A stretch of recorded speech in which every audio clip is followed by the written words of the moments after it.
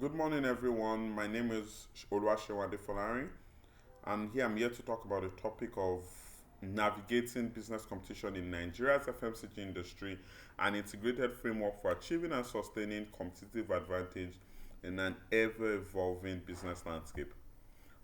So, when you think of Kodak, Nokia, and BlackBerry, what would be the similarities between all of these companies? These would be companies that were leaders at some points, lost market share, lost profitability, and their overall relevance within the segments where they operate. So, without a well structured strategies, companies are at risk of losing market share, profitability, and their overall relevance within the marketplace. And empirical evidence and literature highlights that businesses require a competitive advantage, a competitive approach to achieving and maintaining competitive advantage. And within the context of this study, we will be looking at Coca-Cola HBC Nigeria.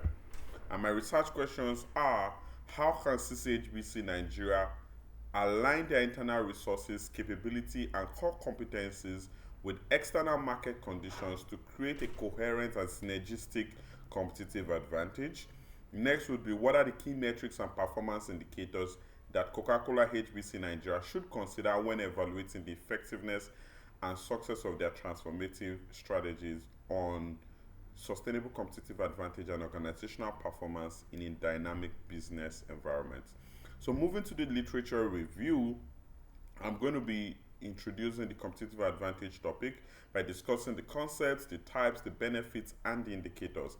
This indicator helps me answer my second research question, which is: what are the performance indicators that organizations need to look at when evaluating their transformative strategies within an ever evolving business landscape? So, this helps address that question. Then, moving to the theoretical foundations of the study, the study is based on resource-based view, industrial organization, and dynamic capabilities. An integrated framework of these three theories could offer a holistic approach that addresses the competitive challenges in Nigeria's FMCG industry. Continuing on the literature review, I'll be critiquing each of those theories, and I'll be providing a theoretical perspective on their integration.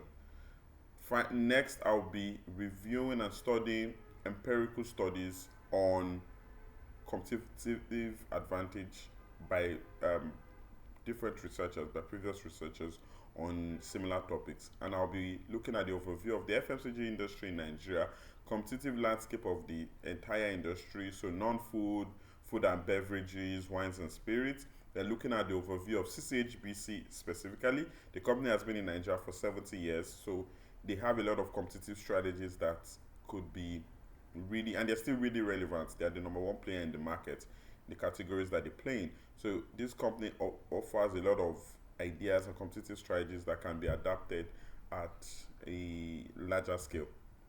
When it comes to the methodology and design, I'll be using the mixed method of research by synthesizing case study qualitative research design and quantitative questionnaire data collection instruments to provide a deeper and more enriching perspective on the topic. And the participants will be managers at various levels within CCHBC, including marketing, operations, and strategy.